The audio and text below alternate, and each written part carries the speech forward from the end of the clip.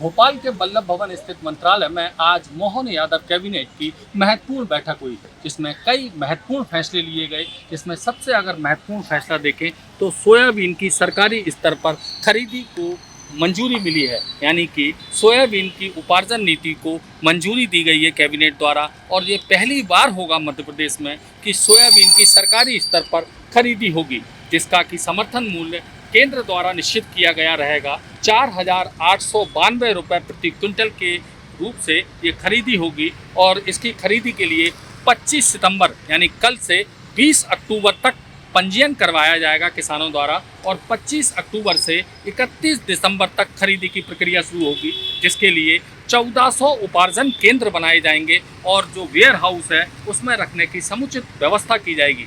Mark fade इसकी खरीदी करेगा और मध्य प्रदेश में पहली बार ये खरीदी हो रही है। केंद्र सरकार ने 13.68 लाख मीट्रिक टन की स्वीकृति मध्य प्रदेश को दी है कि इतना आप सोयाबीन मध्य प्रदेश में खरीद सकते हो। इसके अलावा अगर दूसरे फैसले की बात करें तो जो एमएलए रेस्ट हाउस है वो बरसों पुरानी जर्जर बिल्डिंग हो चुकी है, उसमें व्यवस्थाएं भी नाकाफ़ी हैं, जिसको लेकर अब विधायक विश्राम गृह के कुछ खंडों को तोड़कर दोबारा से उसमें निर्माण किया जाएगा और उसमें 102 फ्लैट बनाए जाएंगे, जिसके लिए 159.13 करोड़ की स्वीकृति नए आवासों की निर्माण के लिए स्वीकृति आज कैबिनेट ने दी है। और इसमें 102 फ्लैटों का निर्माण किया जाएगा। 230 विधायक हैं, यानी कि अगले चरण में बाकी विधायकों के लिए ये आगे जो प्रक्रिया होगी वो शुरू होगी। इसके अलावा नीमच जिले में एक सड़क निर्माण 4 लेन सड़क निर्माण के लिए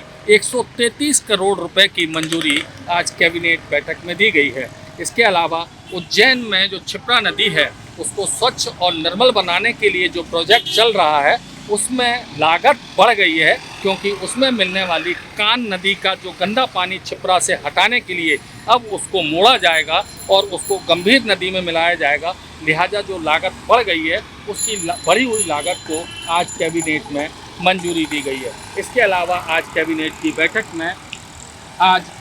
बैठक में कई और महत्वपूर्ण फैसलों पर चर्चा हुई है, कई और महत्वपूर्ण बिंदुओं पर चर्चा हुई है, जिसमें जो रीजनल इन्वेस्टर समिट हो रहा है 27 तारीख को सागर में रीजनल इन्वेस्टर समिट होने जा रहा है, उसको लेकर आज कैबिनेट में चर्चा हुई है। जिस तरह से मोहन यादव मुख्यमंत्री जगह जगह दौरा कर रहे हैं इन्वेस्टर को लाने के लिए और निवेश को लेकर जो दौरा कर रहे हैं, अभी हाल ही में उन्होंने कोलकाता का दौरा किया है और उसी को लेकर रीजनल स्तर पर यानी संभागीय स्तर पर किस तरह से कहां पर क्या निवेश किया जा सकता है उसकी संभावनाओं को लेकर और कौन से ऐसे निवेशक हैं किस व्यापार में वो निवेश करेंगे उसको लेकर ये रीजनल इन्वेस्टर समिट हो रहा है।